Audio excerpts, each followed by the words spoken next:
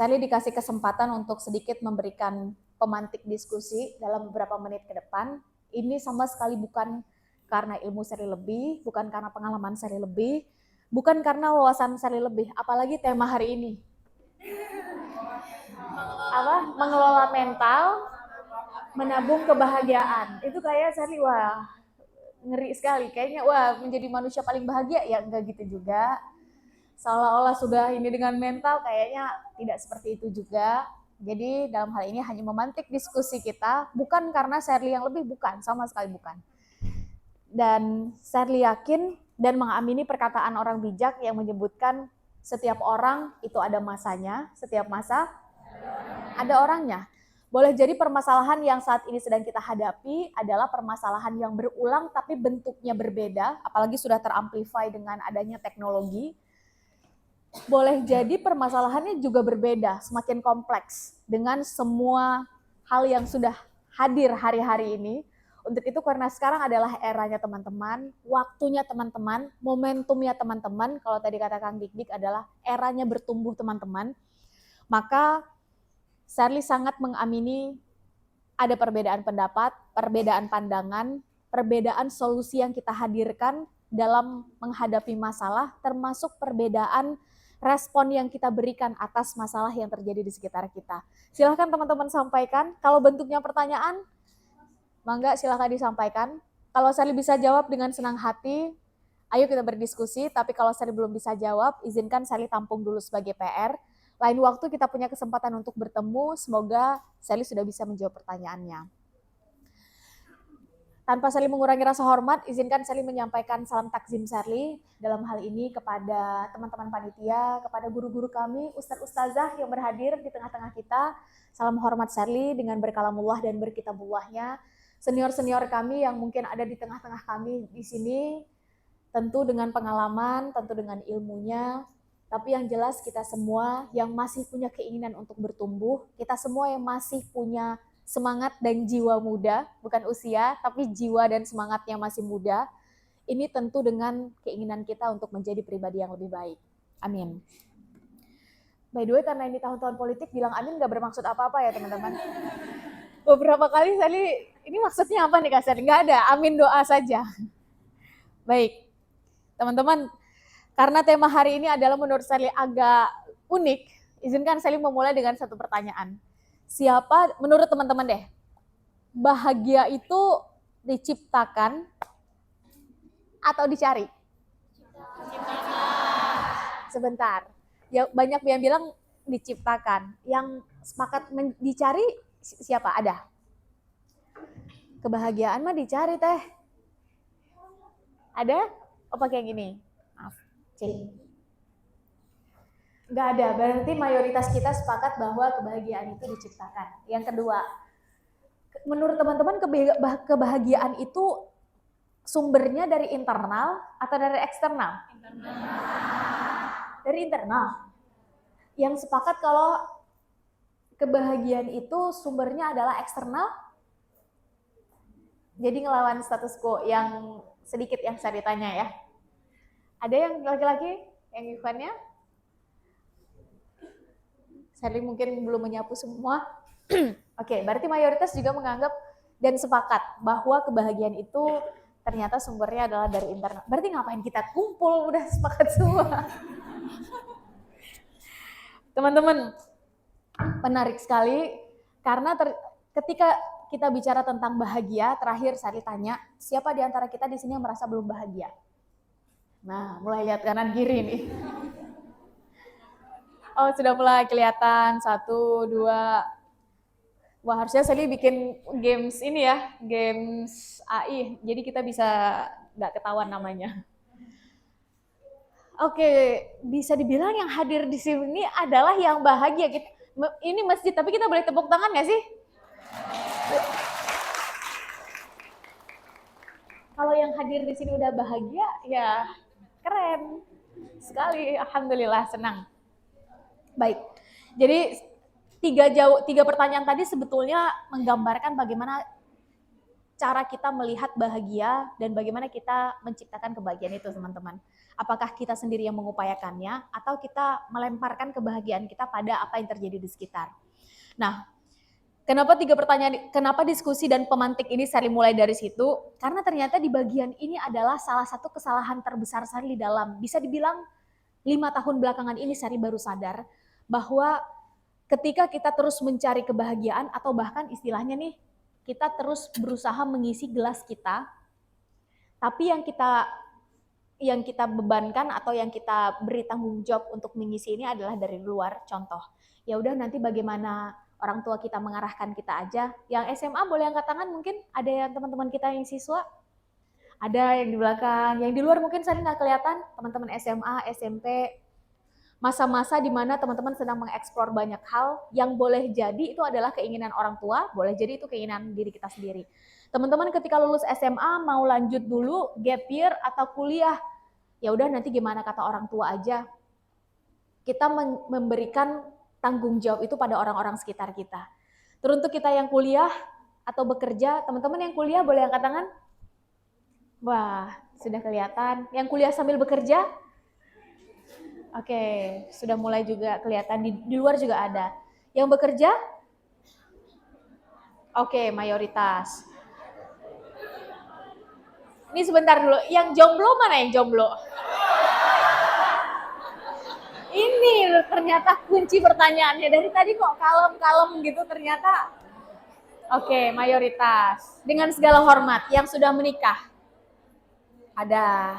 Sama pasangannya datang? Enggak. Nanti kita panggil ke depan ya teman-teman.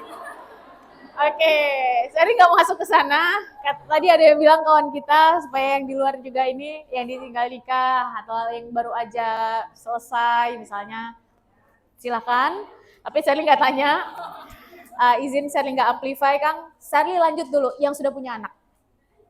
Oke, salam hormat Sally, salam takzim Sally. Karena otomatis tanggung jawabnya beda teman-teman, antara yang masih single, ya masih jomblo begitu, boleh kita bekerja, boleh kita sedang kuliah, silakan. Teman-teman sekarang aktivitasnya apa? Dengan teman-teman yang amanahnya adalah menjadi istri, otomatis berbeda dalam mengambil keputusan, dalam mengambil sikap, dalam merespon masalah. Dengan teman-teman sudah punya anak, entah itu perempuan dan laki-laki, ada bagiannya masing-masing. Dengan kita sudah menjadi nenek atau kakek. Yang sudah punya cucu? Ya, siapa tahu ada yang sudah ada cucu. Oke, baik. Kenapa 4 tingkatan ini yang Sally highlight, teman-teman? Karena ternyata 4 tingkatan ini yang disebut secara tidak langsung di dalam Al-Quran. Proses hidup manusia. Jadi bahagianya kita ketika masih single, dengan bahagianya ketika kita sudah menikah, dengan kita bahagia setelah punya anak, termasuk ketika sudah menjadi kakek dan nenek, ternyata berbeda. Tanpa Sally bermaksud apa-apa, Sally terbuka untuk diajak berdiskusi, pun Sally mempelajari bagian ini sedikit. Jadi apa yang Sally tahu nanti Sally akan sampaikan berdasarkan pengalaman dari yang lebih Sally anggap senior, mentor-mentor, termasuk apa yang benar-benar terjadi di Sally dan pengalaman orang-orang sekitar, orang-orang tersayang. Sally terbuka. Bukan bermaksud untuk meng-highlight pengalamannya, tapi mari kita ambil ibrah, pelajaran, dan hikmah dari semua itu. Nah, teman-teman, untuk itu izinkan Sally memulai dari satu sudut pandang, bahwa ternyata hal pertama yang harus selesai adalah dari diri kita sendiri. Biasanya Sally mulai dari sini, yang belum selesai dengan dirinya sendiri adalah saat di tingkatan pertama. Tingkatan pertama tadi apa? Single, jomblo. Ketika teman-teman saat ini sedang berjuang untuk diri sendiri. Kalau teman-teman saat ini masuk dalam konteks sandwich generation, berarti ya untuk orang tua, untuk adik, dan seterusnya. Nah, Sally sering menggunakan kalimat atau kata muda dalam setiap video atau dalam setiap sharing session kayak begini untuk tipikal yang pertama, muda. Karena kenapa Sally menyebutnya muda? Karena biasanya anak muda ciri-cirinya apa teman-teman? Galau, apa, semangat. Ada lagi? Yang cowok-cowok, yang lagi Ikhwan, ciri-ciri muda apa kira-kira?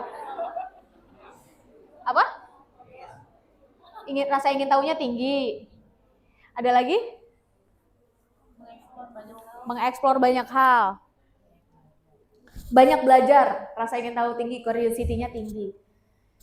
Menarik sekali, salah seorang filsuf dari Timur Tengah menyebutkan kurang lebih begini, nggak mungkin terjadi satu perubahan, baik besar maupun kecil, karena perubahan besar baru bisa terjadi ketika ada akumulasi perubahan kecil, dan partikel terkecil perubahan ternyata nggak jauh-jauh, adanya dari diri kita sendiri, dari mindset kita sendiri, dari cara kita berpikir. Nah, setiap perubahan yang terjadi di partikel terkecil, individu diri kita sendiri, karena ayo kita highlight di dalam Al-Quran disebut tidak akan diubah nasib satu kaum, sampai diupayakan terlebih dahulu oleh kaum tersebut. Dan partikel terkecilnya ternyata adalah diri kita masing-masing. Ketika perubahan itu nggak akan terjadi tanpa di belakangnya ada derap langkah anak muda. Mereka yang punya karakteristik seperti yang tadi sama-sama sudah kita bahas. Nah, ternyata 4 syarat, kenapa ini menjadi syarat? Ternyata dicoba cari tahu oleh para ilmuwan, ternyata ada 4 syarat perubahan yang itu semuanya ada pada anak muda. Syarat yang pertama adalah energinya masih besar. Tadi yang bilang semangat, ya energi kita masih besar. Sehingga memfokuskan energi ini pada target, goal, visi, cita-cita itu menjadi salah satu kunci kita mulai menata kehidupan kita, teman-teman. Yang nanti ujungnya apa? Ujungnya adalah yang kita akan bahas hari ini. Yaitu salah satunya kebahagiaan. Karena bahagia itu pada akhirnya parameternya kembali ke kita masing-masing, teman-teman. Di akhir nanti izinkan saya menutup dengan 5 hal yang ini semua pada akhirnya kembali pada bagaimana kita memaknai bahagia. Bagi seseorang boleh jadi adalah bahagia itu standarnya ketika bisa membahagiakan orang lain misalnya. Ada orang yang bahagianya adalah ketika yang penting orang tuanya tersenyum dan bangga padanya. Silakan. Ada orang yang bahagia menurut teman-teman apa? Ternyata ada sebagian yang menganggap bahagia itu adalah ketika kita husnul khotimah. Jadi selama di dunia ini ya nggak apa-apa sakit-sakit dulu. Yang bagi sebagian orang itu kok yang nggak make sense. Kok mau mengambil pilihan hidup seperti itu? Karena ternyata bahagianya bukan dilihat di sini. Tapi ketika dilihat waktu di dunianya sudah selesai dan mati dalam keadaan husnul khotimah. Silahkan, boleh jadi parameter kita, boleh jadi cara kita melihat definisi bahagia itu beda-beda. Tapi ternyata yang paling harus pertama kali selesai adalah diri kita sendiri. Makanya izinkan saya mulai dari tangga pertama dulu. Syarat pertama adalah energi yang besar, sehingga anak muda yang paham betul energi kita masih besar, dilalahnya ini bebas nilai, mau kita arahkan ke positif, mau kita arahkan ke negatif, maka keputusannya ada di tangan kita. Kok gitu Kak Sherly? Karena ternyata teman-teman, ada anak muda yang energinya diarahkan ke hal yang positif, maka otomatis bergulirnya juga hal-hal positif. Bagaimana dengan sebaliknya? Kira-kira ada nggak? Ada. Energinya besar, tapi tidak terfokus pada hal-hal positif, maka otomatis diarahkannya pada hal-hal negatif. Teman-teman boleh sebut, tapi saya izin langsung masuk ke poin kedua. Yang kedua adalah ternyata anak muda punya kelebihan waktunya masih sangat luang. Teman-teman nanti boleh kita sama-sama, indikatornya apa Kak Ser? Kita bandingkan antara fase pertama yang jomblo, yang single tadi, yang menjadi hamba kalau di dalam Al-Quran, dengan fase kedua nanti istri. Fase kedua istri yang belum punya anak dengan nanti yang sudah menjadi ibu. Ini beda teman-teman. Definisi waktu dan pembagian waktunya, tanya time management antara fase pertama dengan fase ketiga ini udah beda jawabannya. Nah, saya balik dulu. Sehingga salah satu kelebihan mereka yang masih dalam di tangga pertama adalah waktunya masih sangat luang, teman-teman. Teman-teman bayangkan di fase-fase seperti ini kita menetapkan target dan memfokuskan minimal 2 dulu deh, energi dan waktu kita pada target itu. Maka sebetulnya nggak ada alasan kita tidak bertumbuh, kata Kang Dik-Dik tadi, menjadi pribadi yang lebih baik. Dan yang jauh lebih menarik, Islam itu menuntut kita untuk menjadi pribadi yang lebih baik. Sekarang udah bulan November nih teman-teman nih. Sebentar lagi, hitungan 30-an harian lagi, kita akan meninggalkan tahun 2023. Maka pertanyaan kuncinya adalah, kira-kira apa yang membuat kita berbeda ya antara Januari 2023 dengan November 2023. What makes us different? Ketika ternyata yang kita lakukan sama-sama aja, atau kitanya sama-sama aja, hold on, tahan dulu teman-teman. Jangan-jangan energi dan waktu kita yang besar dan banyak tadi, tidak kita arahkan pada sesuatu yang memang penting bagi hidup kita, setidaknya 10, 5 tahun, atau siapa kita di masa depan. Kenapa bagian ini penting? Karena ternyata 14 abad yang lalu pertanyaan-pertanyaan esensi ini yang selesai di fase pertama. Sehingga luar biasa karya-karya besar anak muda kala itu.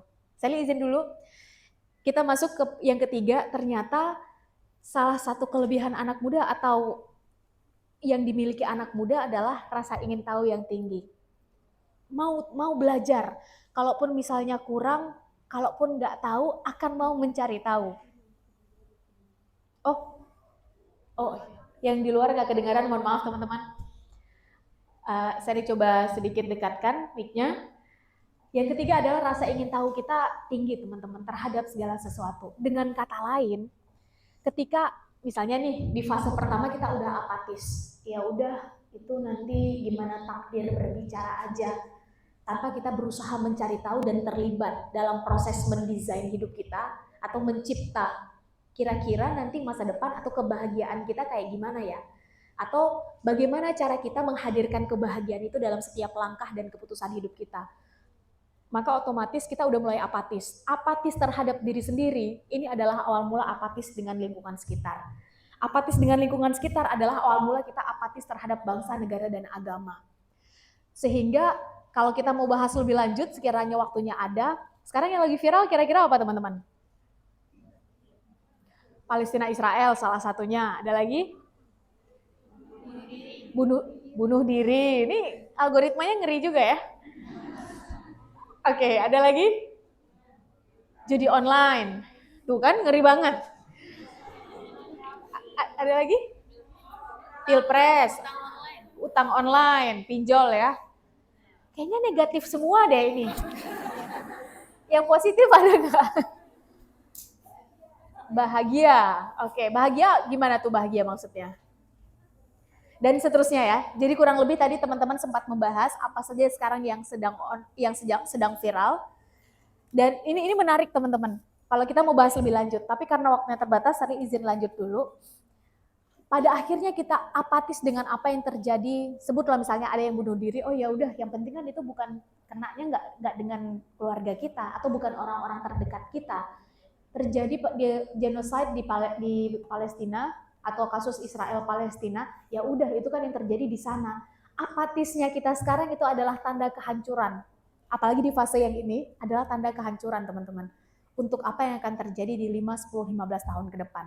Sehingga sangat logis ketika orang tua kita menyebutkan apatisnya mereka yang punya jiwa muda adalah awal mula kehancuran satu bangsa. Ya udah yang korupsi kan mereka, bukan kita. Ya udah biarin aja mereka yang melakukan di sana. Toh kita baik-baik aja di sini. Toh kita tiap bulan pada akhirnya tetap bisa makan. Ya udah kan yang melakukan kesalahan mereka jauh dari kita. Karena ternyata ketika kita bicara Islam adalah tentang bagaimana hadirnya kita dengan potensi yang Tuhan titipkan pada kita sebagai wasilah untuk berkarya, untuk melakukan sesuatu yang bisa making impact, yang bisa bermanfaat untuk orang. Sehingga bukan sesuatu yang ujuk-ujuk atau tiba-tiba kita mengenal istilah Islam rahmatan lil alamin. Islam itu bukan tentang diri sendiri, tapi tentang bagaimana kehadirannya adalah untuk alam semesta, untuk orang-orang sekitarnya. Dan yang menarik, akan aneh bicara tentang rahmatan lil alamin kalau gelas kita masih kosong.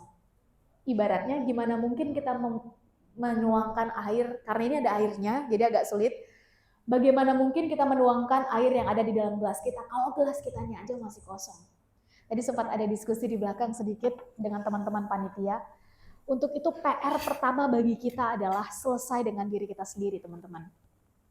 Bahagia itu adalah ketika kita mampu selesai dengan diri kita sendiri. Mungkin nggak selesai tuntas sepenuhnya, karena namanya hidup, pasti masalah akan selalu ada kan gitu ya.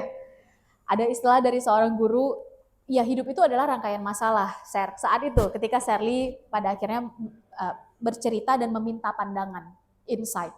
Hidup itu memang adalah rangkaian masalah, Ser. Kalau kamu nggak mau lagi punya masalah, ya jangan hidup. Jadi maksudnya gimana, Ustaz?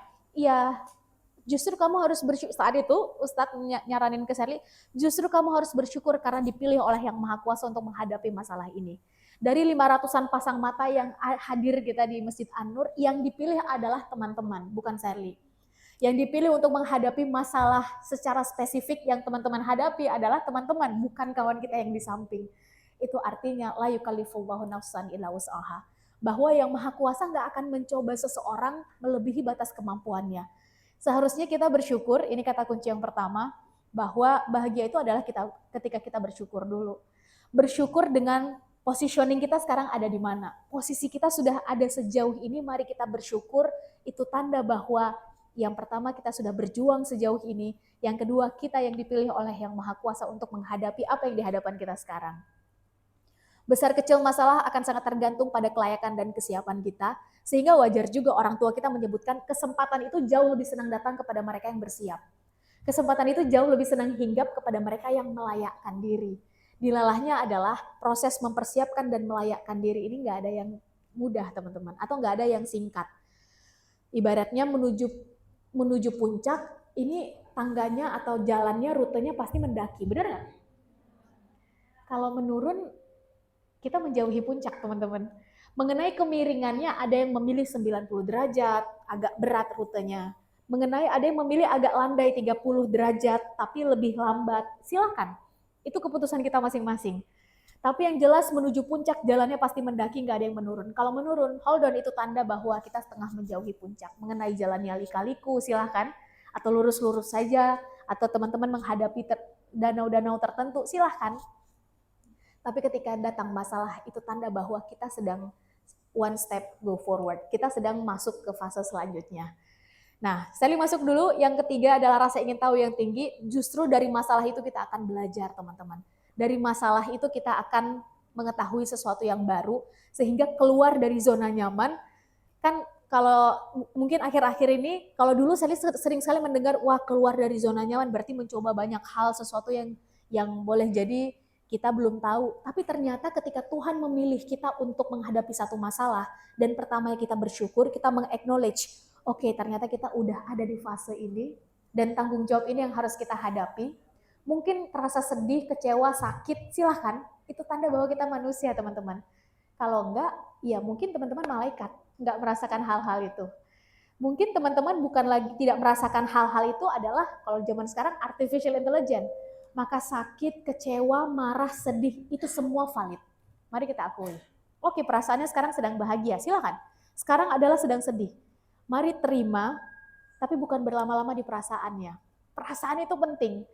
Dalam hal ini segala hormat yang ikhwan yang laki-laki, apalagi bagi perempuan, yang memang dominannya adalah bagian itu. Maka mari kita akui perasaan apa yang sekarang sedang ada, tapi jangan berlama-lama di situ, teman-teman. Apalagi menghadapi kaum laki-laki.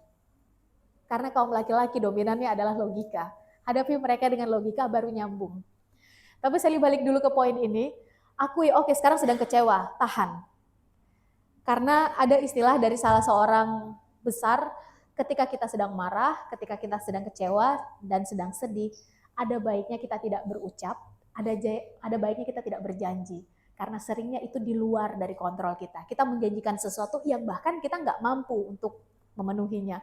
Kita mengatakan sesuatu yang pedas sekali sampai menyakiti hati orang lain saat kita marah, maka akan jauh lebih baik ketika kita diam.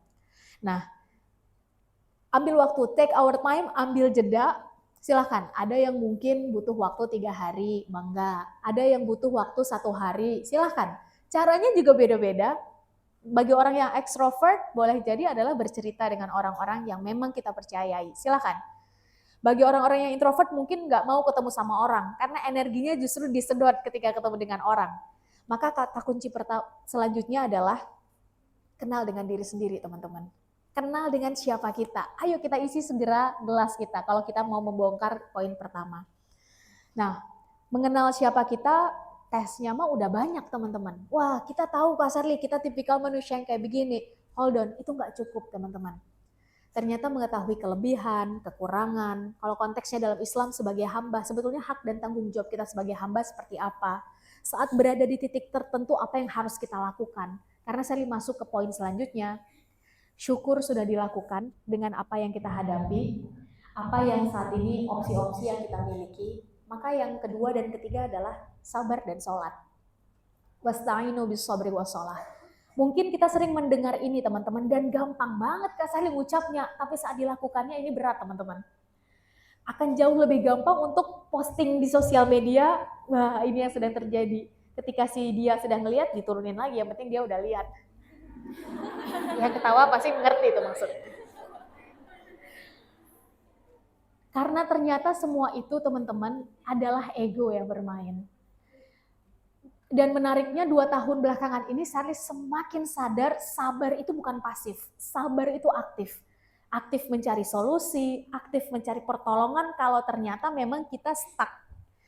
Kita pengen melakukan, silakan, solusinya sudah kita temukan, tapi kita kekurangan semua resources yang dibutuhkan, maka cari. Boleh jadi hubungi keluarga dulu misalnya. Boleh jadi kita hubungi orang-orang yang kita percayai, silahkan. Karena ternyata surat 93 dan 94 di dalam Al-Quran, Wadduha dan Al-Insyirah teman-teman, itu menjelaskan kondisi di mana Nabi Muhammad berada pada posisi di bawah, kurang lebih sedih, kok ya ini tidak muncul dalil selanjutnya, kok sampai di sini terus apalagi, Tuhan mau apalagi sekarang. Orang-orang sekitarnya sudah mencemooh, tuh kan Nabi Muhammad, orang-orang tersayang kamu sudah meninggalkan kamu, terus apalagi, dibilangin juga. Kalau orang yang jauh, netizen yang kita nggak kenal ngomongin kita, ya udah kita nggak kenal. Tapi kalau orang dekat yang ngomongin kita, ini baru mulai berguncang hati, bener nggak? Maka ternyata 93 dan 94, Wadduha dan Al-Insyirah itu membongkar bagian itu teman-teman. Untuk itu nggak perlu anxiety, sabar dan sholat itu nggak perlu overthinking misalnya dengan apa yang akan terjadi ke depan, karena ternyata sabar dan sholat itulah yang akan meluruhkan bagian itu. Nah, kalau saya boleh sederhanakan, take our time, ambil waktunya, semakin kita kenal siapa kita semakin tahu apa yang akan kita lakukan. Semuanya dalam kontrol, semuanya ada pada self control. Dan ketika kita sudah punya self control, setidaknya kita tahu berucap pun ada batasnya, bertindak pun bukan pada sesuatu yang kita nggak bisa bertanggung jawab. Menarik, teman-teman tadi bilang bunuh diri, kekerasan seksual, apa tadi lagi? Bullying. Maka boleh jadi itu adalah hilir. Ketika kita nggak punya self control, tapi kita melakukan dan melampiaskan itu pada orang lain. Kalau kita mau tarik lagi, boleh jadi bukan kesalahan kita, boleh jadi ada inner child yang membentuk karakter kita menjadi seperti itu, tapi itu akan terlalu jauh. Yang jelas, ketika kita mulai mengerti bahwa ada yang menjadi bagian dalam kontrol kita, ada yang di luar, maka kita akan semakin bertanggung jawab. Selesailah kita nanti di tahap yang pertama. Saat kita masih sendiri. Karena nanti kalau udah punya anak, pertanggung jawabannya adalah karakter anak seperti apa yang mau kita bentuk. Golden age anak itu proses meresap informasi yang ada di sekitarnya di tahun-tahun berapa nih. Untuk itu Sally mulai dulu dari yang pertama. Mungkin waktunya nggak cukup untuk sampai ke menjadi ibu atau nenek dan kakek, tapi sebisa Sally menyampaikan dulu bagian-bagian pentingnya. Sehingga yang pertama adalah syukur, mari kita acknowledge. Yang kedua adalah sabar dan sholat. Dan sabar ini adalah aktif, bukan pasif.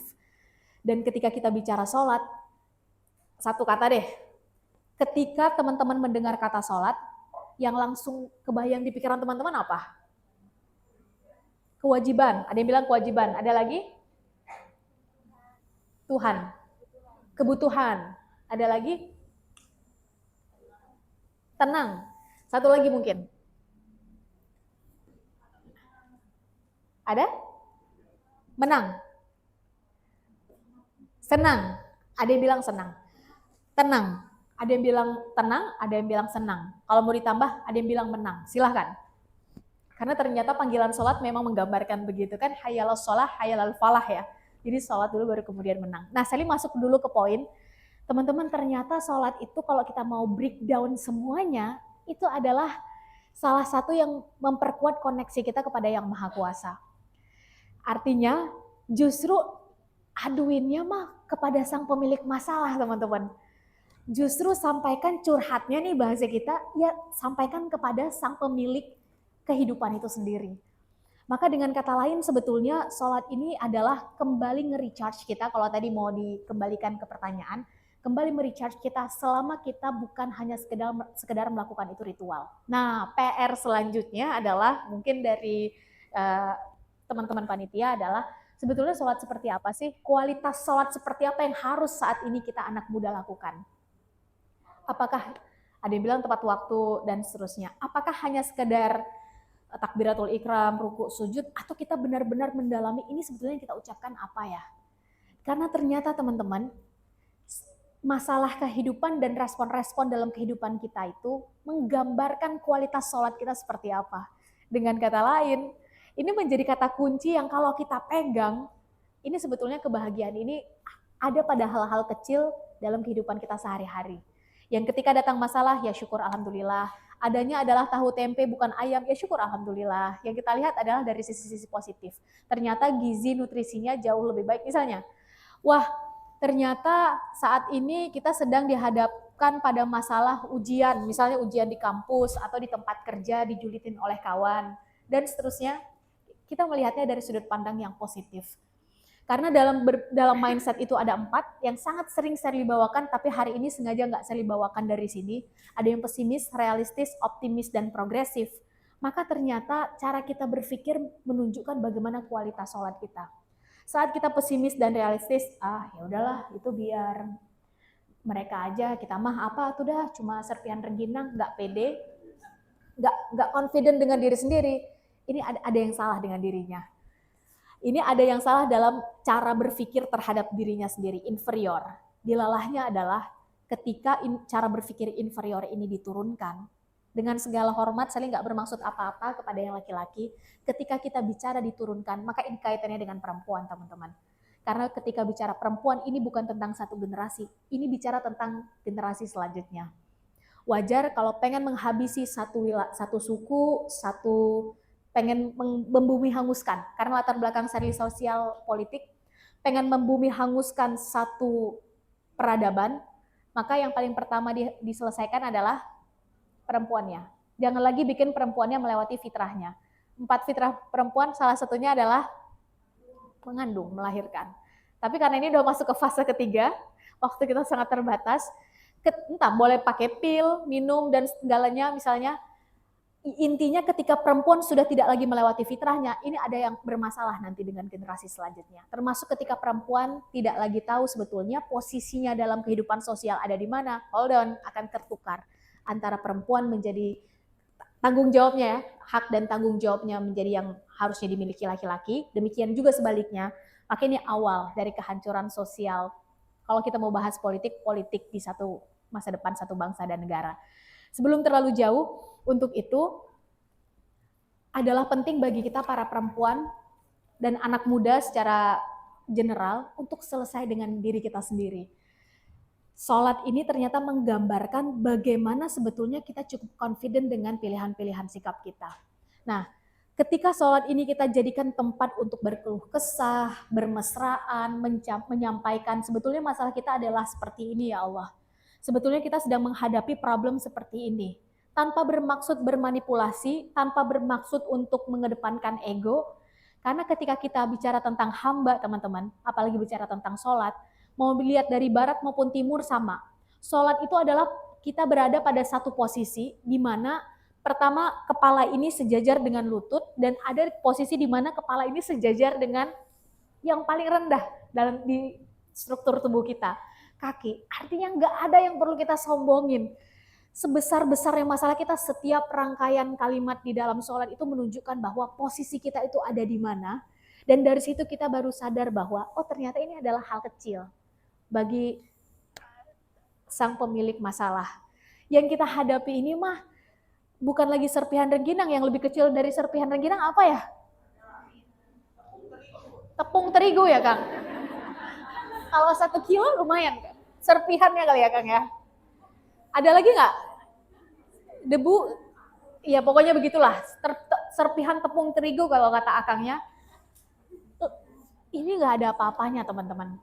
Nah dari sini kita akan tahu bahwa pada akhirnya boleh jadi, saya masuk ke yang selanjutnya, yang diinginkan adalah ya kita kembali menghadirkan solusi itu bukan apa maunya kita, tapi apa yang diinginkan oleh Yang Maha Kuasa. Dalam prosesnya berikhtiar itu penting, karena akhir-akhir ini sering disalahpahami oleh kita anak muda. Ya udah itu nanti gimana takdir berbicara aja deh. Ketika kita bicara takdir teman-teman, kita udah sama-sama tahu takdir itu letaknya di mana. Letaknya takdir adalah di batas maksimalnya usaha dan maksimalnya doa kita. Kita usaha dulu maksimal, kita doa dulu maksimal, baru kita bisa ngomong takdir. Jadi kalau ada yang ujuk-ujuk ngomong, ya udahlah itu nanti gimana takdir berbicara aja, tanpa ada usaha maksimal, tanpa ada doa maksimal, ini udah ketahuan, ini manusia realistis, dia yang dibentuk oleh lingkungan, bukan dia yang membentuk lingkungan. Dia yang diciptakan oleh keadaan, bukan dia yang menciptakan keadaan. Karena ternyata Islam dari awal hadir bukan untuk diwarnai teman-teman. Islam dari awal hadir adalah untuk mewarnai. Islam dari awal hadir bukan untuk dibentuk. Islam dari awal hadir adalah untuk membentuk. Bukan pasif tapi aktif. Hijrahnya Nabi Muhammad SAW dari Mekah ke Yastrib, kalau sekarang Madinah, ini bukan tanpa visi, bukan tanpa goal, bukan tanpa target, bukan tanpa tujuan, bukan tanpa rencana. 13 tahun di Mekah mempersiapkan diri, lebih ke self-awareness, lebih ke dalam, ke internal, mempersiapkan ininya dulu dan ininya dulu. Sehingga ketika ke fasenya Madinah, ini udah sosial, ekonomi, pendidikan, politik, social project, dan lain-lain. Sehingga dakwahnya itu luar biasa, masif, terstruktur, dan tersistematis. Tapi sebelum terlalu jauh, dengan kata lain yang ingin saya sampaikan, mari kita pastikan kita sudah mulai mengisi gelas kita terlebih dahulu, sehingga apapun keputusan yang kita buat dalam hidup, ini bukan karena apa kata orang, bukan karena apa yang sedang viral, tapi adalah kita mampu bertanggung jawab atas keputusan kita, ada landasannya, baik dan benar. Harus sampai benar teman-teman, karena baik aja nggak cukup. Baik belum tentu benar. Kalau udah benar, ini besar kemungkinan sudah baik. Kalau mau ditambah satu lagi bisa dipertanggungjawabkan. Karena di zaman sekarang hanya dengan ini pada akhirnya panjang rentetannya teman-teman.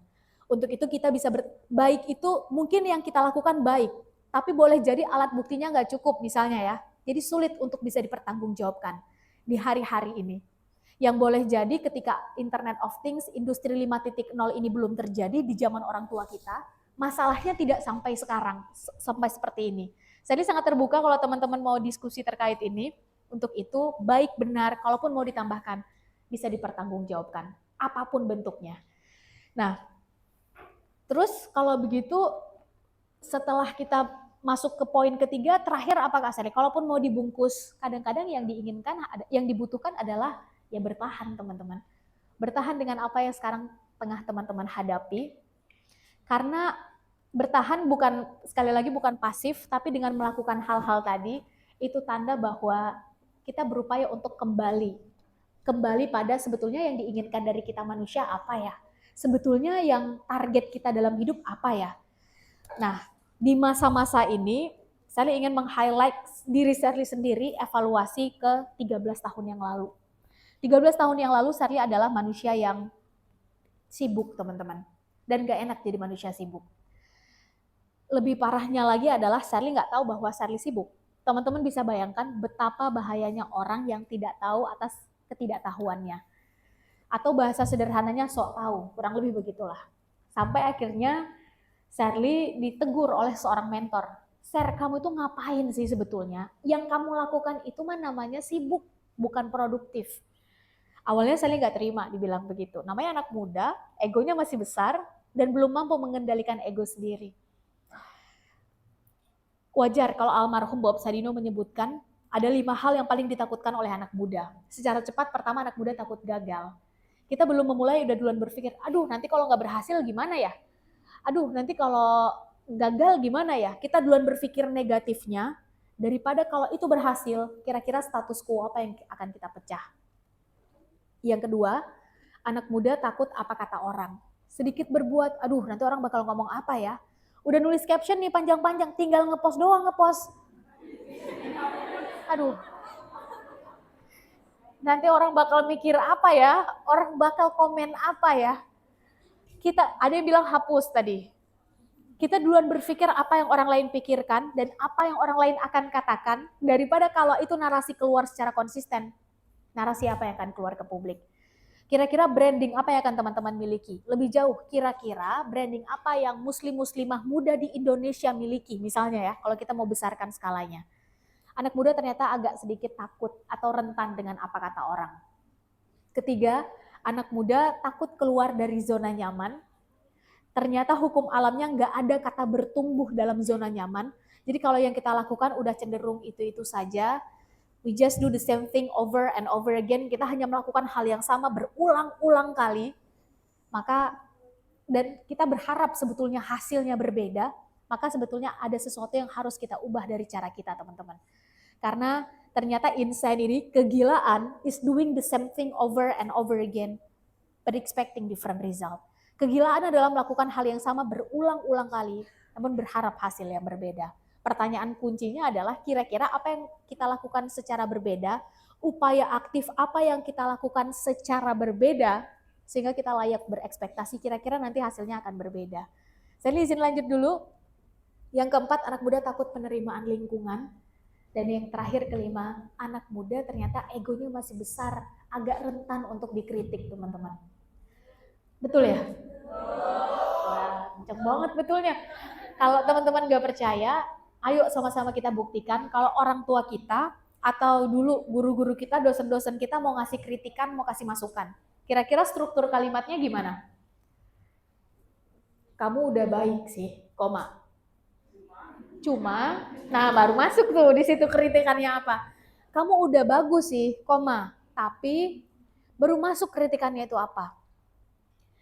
Ternyata itu terjadi di salah satunya di Indonesia, ada di beberapa negara lain yang coba saya teliti dalam beberapa waktu terakhir, itu tidak terjadi di, sebutlah misalnya di beberapa negara yang kalau ngasih masukan aja. Selama bisa dibuktikan, kenapa bisa sampai ini adalah blind spot kita. Dari sini akhirnya kita biasa saja ketika ada perbedaan cara berpikir. Dari sini ternyata anak muda agak sedikit rentan ketika dikasih masukan. Ini yang membuat kita menjadi luput dengan kesalahan kita. Lebih senangnya ditepuk tangani, divalidasi, dipuji-puji. Dan ternyata dengan adanya ini, sosial media salah satunya membuat itu semakin teramplify dengan baik di era-era sekarang. Ego anak muda masih sangat besar, teman-teman. Nilalahnya adalah kita anak muda belum mampu mengendalikan ego itu. Kalau sudah ada yang bisa, saya acung jempol, congratulations, selamat. Ternyata teman-teman mampu menyelesaikan itu lebih awal. Dari 5 hal tadi, takut gagal, takut apa kata orang, takut keluar dari zona nyaman, takut penerimaan lingkungan, agak begitu rentan untuk dikritik karena egonya masih besar. Kira-kira cocok nggak dengan kita? Nyaris ya, kalaupun nggak cocok semua nggak apa-apa. Namanya setiap manusia unik dengan latar belakang dan pathway hidupnya masing-masing. Tapi setidaknya minimal setengahnya aja, itu cocok setidaknya dengan Sherly kala itu.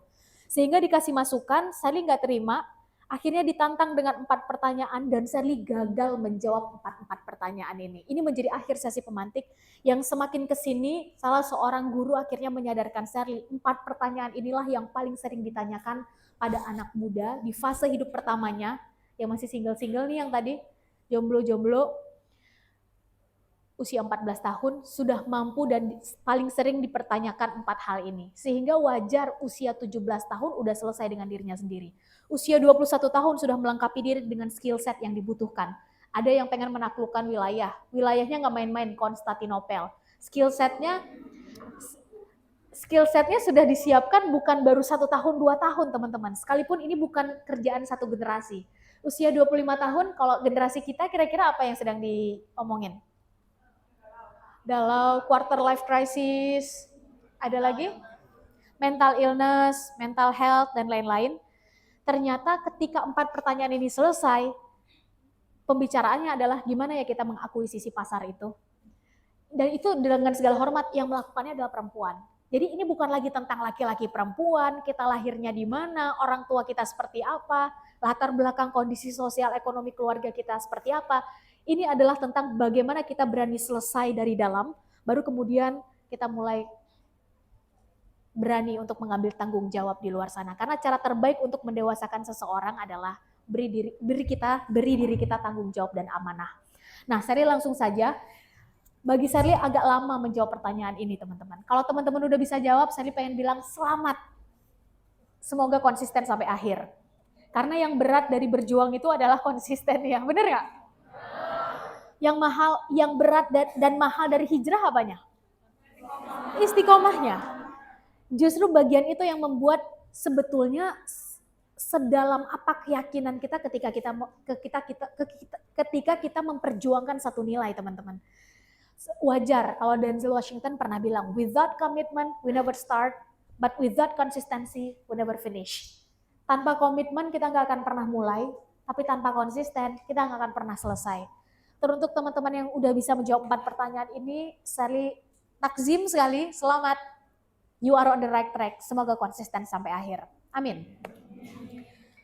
Tapi kalau kita yang belum, kita yang masih berusaha mempertanyakan, saya pengen bilang, semoga pertemuan kita 1 jam ini, atau 1,5 jam ini, adalah pemantik awal untuk kita berani bertanyanya ke dalam, bukan lagi keluar. Kalau kita tanyanya keluar, ibaratnya haus yang kita minum adalah air laut. Kira-kira dahaganya hilang nggak? Nggak akan hilang teman-teman.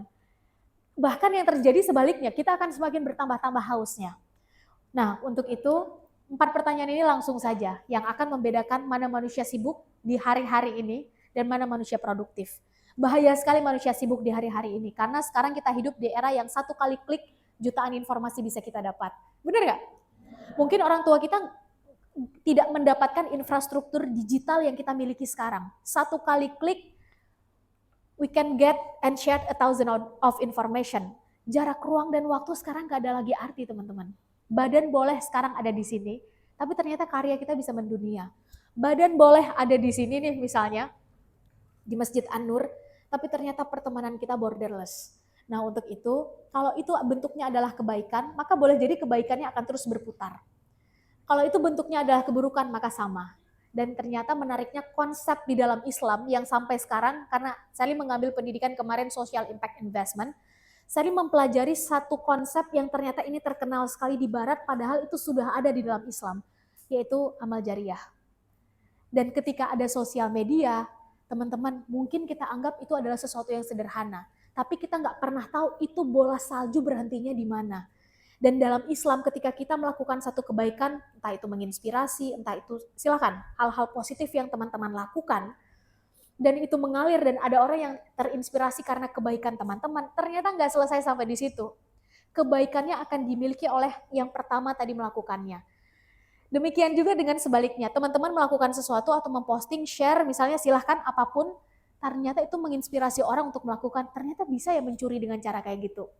Ternyata bisa ya melakukan, silahkan, apa misalnya, tadi teman-teman ada bilang judi online, pembunuhan, kekerasan seksual, dan menginspirasi, oh ternyata bisa ya kayak begitu. Karena nggak mungkin itu bisa terjadi, sebutlah anak SD bisa melakukan tindakan asusila kalau tidak terinspirasi pada sesuatu. Pertanyaan kuncinya apa yang dilihat, dibaca, didengar, dan ditontonnya. Baik offline maupun online. Karena 8-13 jam waktu kita anak muda di hari-hari ini, habisnya adalah di internet. Bukan kata Sherly, kata data. Nah, untuk itu mari kita pastikan kita adalah manusia-manusia yang kalau tadi kita bicara selesai, yang kedua adalah tahu batasan baik, benar, dan bertanggung jawab atas pilihan sikap kita. Termasuk ketika kita sudah memegang alat ini teman-teman, yang dari tadi teman-teman naikin. It's not about the gun, it's about the man behind the gun.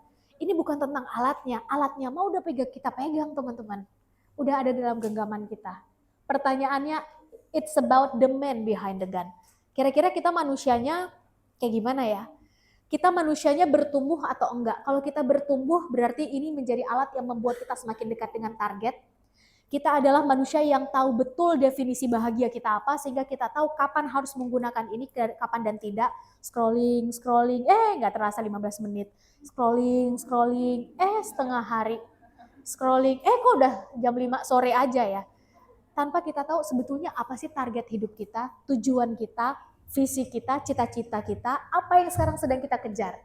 Nah, untuk itu 4 pertanyaan ini membongkar banyak hal dalam diri Sherly, termasuk bagaimana Sherly akhirnya membedakan mana yang penting dan mana yang mendesak, mana yang harus dilakukan dan mana yang tidak, termasuk batasan-batasan dalam beberapa hal.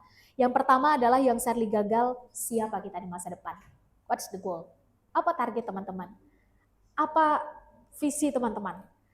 Dan dalam hal ini pertanyaan ini bukan hanya terfokus pada laki-laki, karena seringnya adalah ketika bicara visi, wah ini kayaknya laki-laki banget, wah laki gitu. Ternyata ini adalah pertanyaan untuk kita semua teman-teman. Teman-teman ngelihat diri sendiri 10 tahun ke depan sebagai siapa? Perempuan yang seperti apa? Muslimah yang seperti apa? Karena ketika bagian itu nggak selesai, akan sangat aneh bicara tentang kebermanfaatan. Dan Islam bicara tentang rahmatan lil alamin. Kitanya belum selesai dengan diri sendiri, ternyata kita udah bicara tentang sesuatu yang harus kita tuang untuk orang lain. Gelas kita belum terisi. Bukan tentang terisi penuh atau enggak, bukan. Karena kita mulai dulu, baru pelan-pelan kita menyempurnakan. Kan gitu ya? Prosesnya adalah gelas kita masih akan terisi setengah, kita bertemu dengan orang lain, kita belajar, kita mendapat inspirasi dari orang lain, silahkan. Tapi pertanyaannya, seberapa clear dan konkret target dalam hidup kita? Nah dalam hal ini, sebagian kita mungkin menganggap, wah target mah kehidupan sesudah kematian Kak Sherly, sepakat. Karena dalam Islam kita mengamini itu. Ada kehidupan sesudah kematian, di mana kita harus mempertanggungjawabkan apa yang kita lakukan sekarang. Tentu kita semua mau mati masuk surga, benar nggak? Kecuali kalau ada yang mau masuk neraka, nanti kita persilahkan apa mindsetnya kok ia mau masuk neraka gitu. Yang kedua, kita semua mau mati dalam kondisi husnul khotimah, kecuali ada yang tidak mau, boleh mungkin kita kasih kesempatan sampai punya kesimpulan seperti itu, logika berpikirnya seperti apa. Kita semua ingin akhirnya berakhir pada kondisi baik. Tapi proses ke sana kan beda-beda ya teman-teman. Dan boleh jadi ada yang jalannya seperti ini, ada yang muter, ada yang belok ke kanan, nanti ke kiri, ke kanan lagi, dan seterusnya. Untuk itu, mari kita pastikan kita berani menetapkan target kita seperti apa. Mau jangka panjang, mau jangka pendek, silakan. Dalam hal ini minimal kita punya smart goal setting kita sendiri, kita tahu secara spesifik target kita apa ya. Ini udah akhir 2023. Kira-kira akhir 2024 kita ngelihat diri sendiri seperti apa ya? 5 tahun ke depan kita adalah siapa ya? Silakan. M-nya adalah measurable. Mari kita pastikan target itu terukur. Kita pengen jadi manusia yang lebih baik lagi, Kak Ser. Pertanyaannya lebih baik dalam hal apa, teman-teman? Dan bagaimana mengukur bahwa kita lebih baik? Karena ternyata bagi mereka yang kebaikannya adalah lewat keilmuannya, dengan mereka yang kebaikannya lewat finansial, ini dua-duanya sama-sama berkontribusi. Tapi kan alat ukur kita beda-beda, Kak Ser. Nggak apa-apa. Yang apa-apa adalah saat kita nggak punya alat ukur orang kita pakai untuk mengukur diri kita sendiri, alhasil rumput tetangga akan terus terlihat lebih hijau dari rumput yang saat ini tengah kita semai. Wah enak ya dia udah sampai di sana, wah enak ya dia udah ketemu sama si A, wah enak ya dia udah sampai di titik B, tanpa kita melihat sebetulnya proses bertumbuh kita udah sampai di mana ya. Dari 30 juz Al-Quran yang mau kita hafal, sekarang posisinya ada di mana ya. Dari kita mau mendalami sirah nabawiyah, kira-kira berapa nama sahabat yang udah kita tahu berdasarkan hikmah kehidupannya ya. Silakan, mungkin kita punya target yang beda-beda. Dari hidup sehat yang kita inginkan, misalnya dari jumlah air yang kita minum, misalnya ya, atau bangun pagi lebih awal misalnya gitu. Kira-kira sekarang kita ada di titik mana ya? Sehingga setiap perubahan kecil 1% aja per hari itu menjadi alasan kita untuk bersyukur di hari itu. Kita masih bisa minum air putih misalnya, menjadi alasan kita bersyukur dengan kapasitas yang tepat untuk tubuh kita, menjadi alasan kita bersyukur. Dengan kata lain, kalau kita tadi bahas 5 poin, jangan-jangan selama ini kita masih abu-abu atau tidak berani menetapkan target kita apa, sehingga kita menjalani ya sudah apa adanya saja. Nggak salah teman-teman. Tapi mari kita pastikan bahwa kita mulai berani mendesain masa depan seperti apa yang ingin kita lewati. Kenapa demikian? Karena ternyata masa depan itu didesain. Oleh siapa? Oleh mereka yang berani membongkar 4 hal ini dan mereka yang berpikir optimis ke depan. Sehingga wajar istilah husnuzon di dalam Islam itu selalu menjadi kata kunci. Apapun kondisinya tetap berpikir positif, tetap berprasangka baik kepada Yang Maha Kuasa terhadap apa yang masih bisa kita lakukan. Karena ternyata harapan ini yang membuat kita terus bergerak. Saya izin lanjut dulu. M-nya adalah terukur, bikin target kita menjadi terukur. Selanjutnya, A-nya adalah achievable. Itu tuh bisa kita achieve nggak ya dalam kurun waktu karena T-nya timely yang kita punya. Yo bisa, bisa. Tapi itu target nggak achievable. Bukankah itu yang namanya toxic productivity? Yang kita lakukan mah banyak. 7 hari dalam seminggu, 30 hari dalam sebulan, 365 hari dalam setahun. Tapi ternyata kita tengah berputar di tempat, teman-teman. Mari kita pastikan kita tahu betul resources kita dalam hal apa, target kitanya sebetulnya di mana. Kalau terlalu besar nggak apa-apa, nggak ada masalah kita mengecilkan dulu target kita, teman-teman. Karena ternyata R-nya realistik. Bukan sekedar melempar tanggung jawab pada orang, ya udah itu nanti gimana kondisinya aja yang diwariskan pada kita. Teman-teman, kira-kira kualitas udara di Indonesia 10 tahun ke depan kayak gimana ya? Ya udah itu nanti gimana kondisinya diwariskan pada kita aja. Ternyata realistik adalah berani membaca lingkungan sekitar, teman-teman. Karena definisi Iqra bukan sekedar literally membaca, definisi Iqra adalah mari kita baca lingkungan sekitar. Mari kita lihat apa sebetulnya masalah yang ada dan beranilah ambil bagian dalam solusi sesuai dengan kapasitas kita masing-masing. Ini membuat kita mulai sadar di mana kita, posisi kita sebagai siapa, dan setidaknya dari sini kita tahu sebetulnya cara dan metode seperti apa yang ingin kita lakukan. Untuk urusan cara ini fleksibel. Untuk urusan goal, target, visi, ini harus agak saklek. Setelah bagian pertama selesai, yang kedua kegagalan Sally adalah Sally nggak punya strong why. Ya udah ngelakuin karena viral.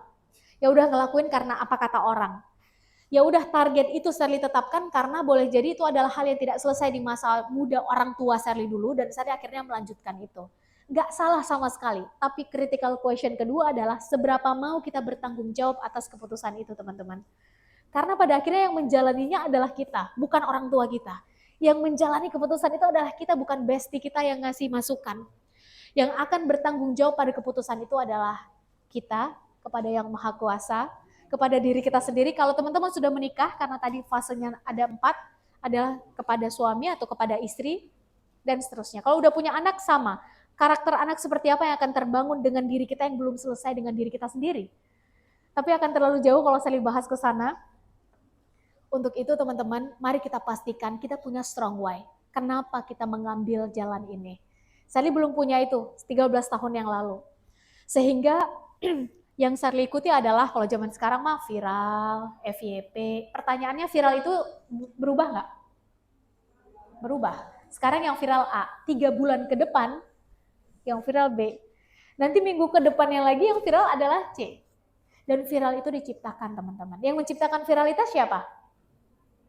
Kita. Ternyata kata kunci viral adalah 1, repetition.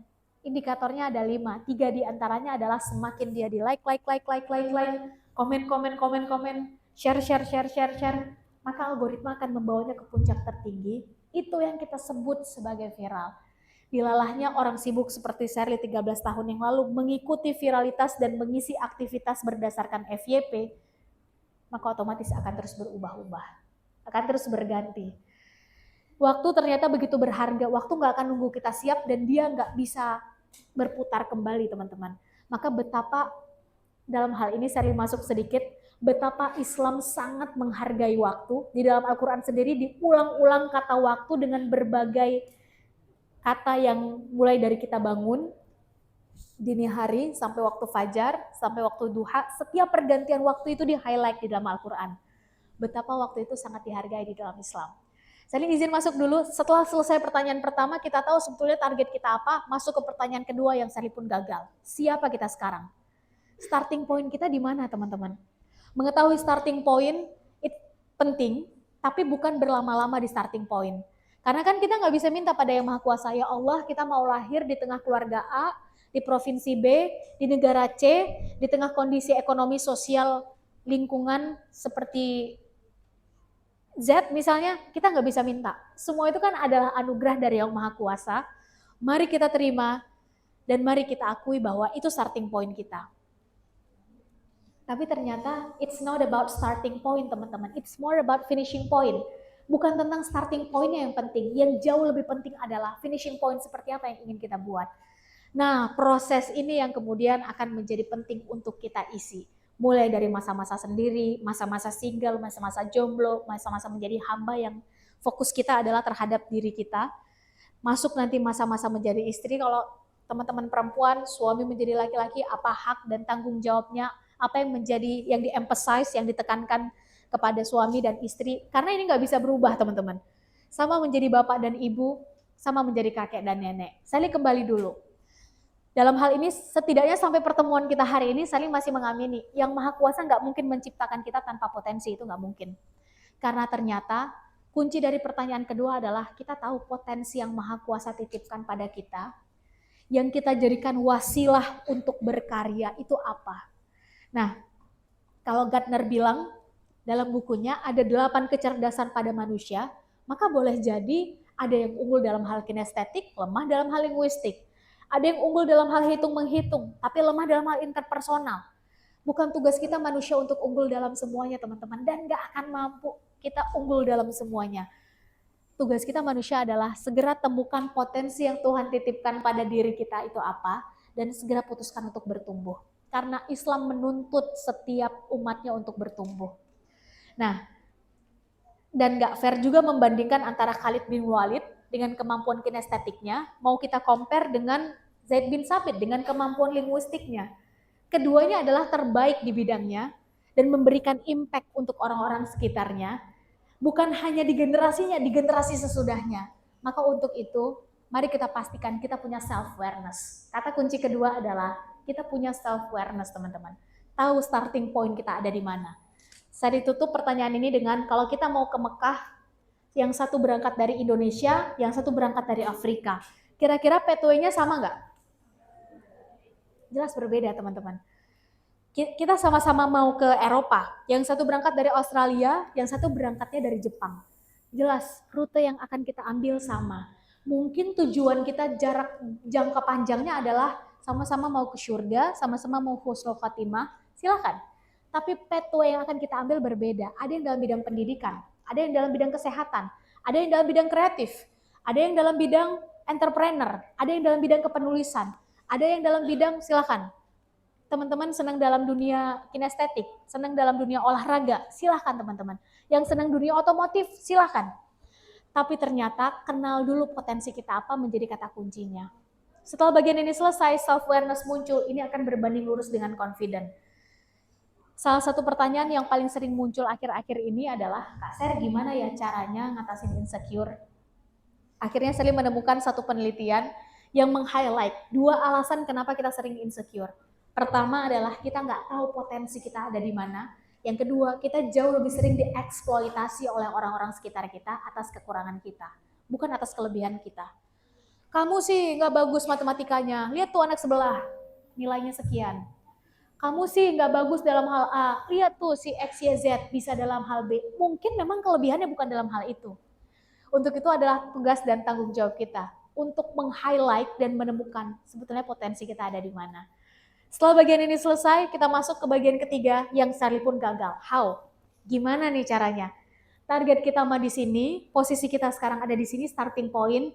Ada waktu yang harus kita lewati, mari kita pecah. Target 5 tahun atau 3 tahun kita kecilkan jadi target tahunan. Untuk misalnya menghafal atau mengambil sanad, misalnya ya ini hanya contoh, otomatis awal mulanya adalah bagaimana dengan makharijul hurufnya, bagaimana dengan tahsinnya, dan seterusnya. Kita mau jadi seorang entrepreneur, silahkan. Bagaimana mindset entrepreneurnya, bagaimana lingkungannya, bagaimana cara kita melihat finansial literasinya, dan seterusnya. Artinya ternyata hal-hal besar itu dimulai dari step-step kecil, teman-teman. Step-step kecil ini yang sering kita lewati, padahal ternyata hal besar ini ketika dipecah menjadi target tahunan, tahunan bulanan, bulanan mingguan harian, maka semua aktivitas kita itu disebut produktivitas, bukan lagi sibuk sekedar sibuk. Terakhir pertanyaan keempat sekaligus penutup. Dulu saya pikir klise banget sih nanyain kayak gini ke kita saat itu ya. Ngapain sih nanyain kayak begini, kok kayaknya ngawang-ngawang sekali. Dulu saya pikir kayak begitu. Sampai akhirnya Sari sadar beberapa waktu belakangan ini justru esensi utamanya ada pada pertanyaan keempat. Pertanyaan keempat yang Sally pun kala itu gagal, kita pengen ninggalin apa teman-teman untuk generasi sesudah kita. Karena kembali ke poin awal, setiap orang ada masanya, setiap masa ada orangnya.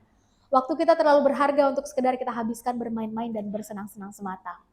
Izin Sally menutup dengan mengutip perkataan salah seorang guru besar bangsa, Buya Hamka, yang pernah bilang kurang lebih begini, kalau hidup hanya sekedar hidup, kata Buya Hamka, maka kerbau juga hidup.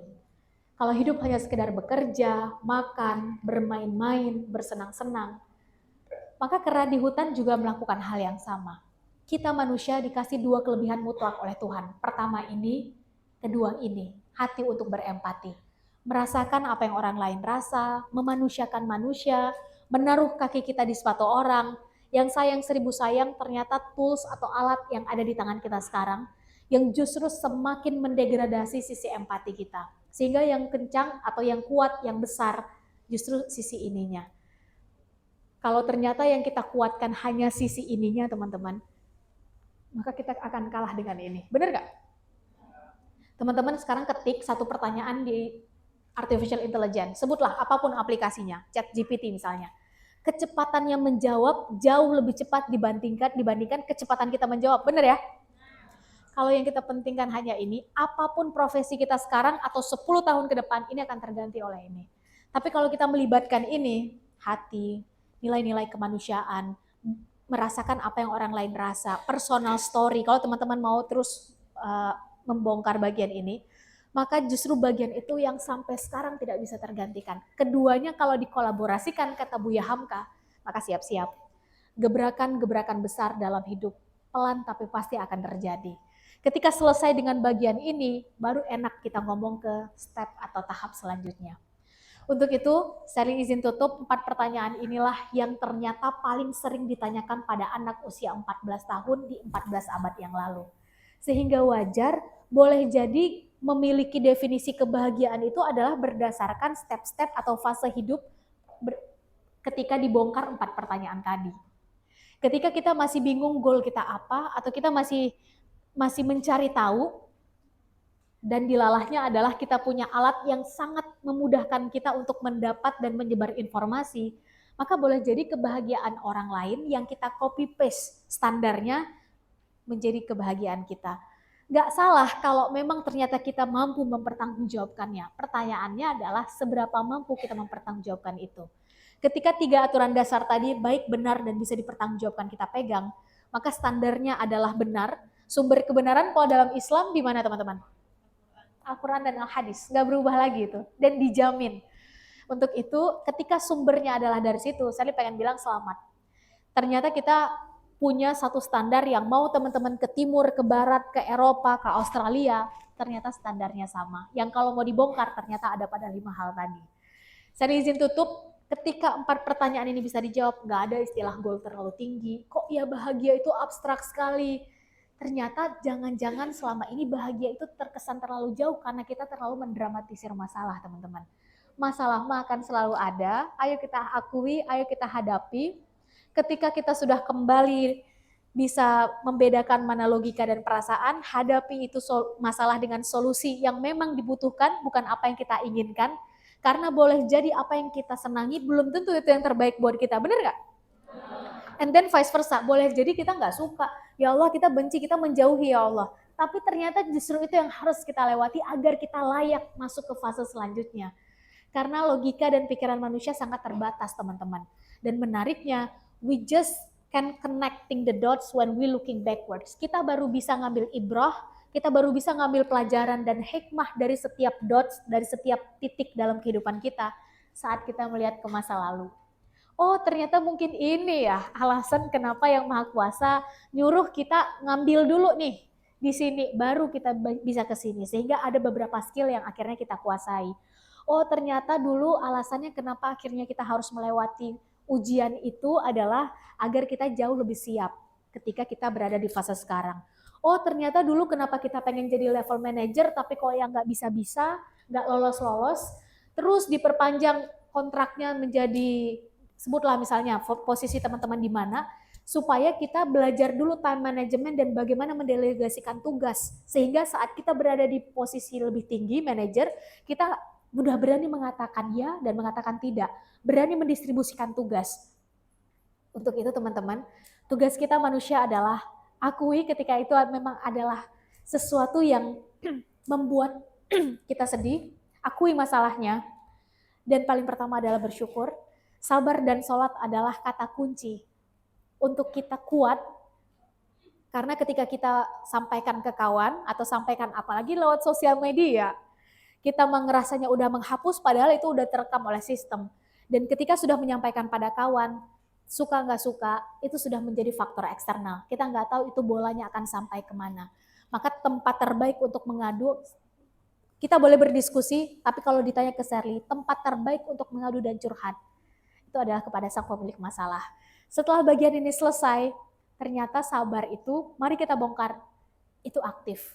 Ya udah kita sabar aja deh, nunggu kapan makanannya datang. Ya nggak begitu Ferguso, cari. Mari kita usaha. Ya udah nih ada pisang nih, sama jeruk nih, sama anggur. Lapar ya Allah, ya udah biar aja nanti gimana caranya agar lapar ini hilang. Ya enggak, ambil buahnya, buka kulitnya, bersihkan, baru kemudian ada ikhtiar. Dan sebelum kita memasukkan makanan ini ke mulut, kita berdoa, semoga ini berkah. Semoga ini mengenyangkan kita. Karena ternyata boleh aja kita makan satu piring, penuh nih piringnya dengan buah-buahan, kita makan, tapi kok nggak kenyang-kenyang ya? Maka libatkan teman-teman sang pemilik masalah dalam setiap keputusan dan pilihan sikap yang kita ambil, karena boleh jadi sebetulnya sumber masalah ada di sana, solusinya sebetulnya juga ada di sana. Kita pada akhirnya menjalani Kadang-kadang yang dibutuhkan adalah bertahan, dan saat bertahan jangan lupa senyum. Sally tutup, tetap masalah mah akan selalu ada dan masa depan nggak pasti teman-teman. The future is unpredictable, masa depan itu nggak pasti. Tapi kalau ada pertanyaan bagaimana cara memprediksi masa depan, maka setidaknya sampai saat ini Sally meyakini the best way to predict our future, let's create it now. Ayo buat itu dari sekarang. Dan orang yang paling bertanggung jawab untuk siapa kita di masa depan is us ourselves. Adalah diri kita sendiri. Bukan orang tua kita, bukan sahabat-sahabat kita, bukan paman kita, bukan bos kita kalau kita bekerja, bukan dosen kita kalau kita kuliah, bukan guru-guru kita kalau kita saat ini sekolah.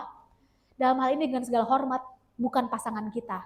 Yang laki-laki bukan istrinya, yang perempuan sebagai istri bukan suaminya, kita adalah yang paling bertanggung jawab. Ketika cara berpikirnya kayak begini, otomatis kita akan berusaha untuk sangat berhati-hati dalam memberikan respon. Bahkan kebahagiaan ini mampu kita munculkan, mampu kita ciptakan dalam hal-hal kecil. Karena kita bertanggung jawab untuk kebahagiaan kita sendiri. Saya pikir demikian. Semoga ada hal baik yang bisa didapat dari sesi pemantikan ini. Semoga kita bisa ada waktu diskusi, tapi saya serahkan dulu kembali ke moderator. Yang baiknya diambil, yang jeleknya ditinggalkan bersama Sally. Saya tutup dulu. Assalamualaikum warahmatullahi wabarakatuh. Silakan Kang.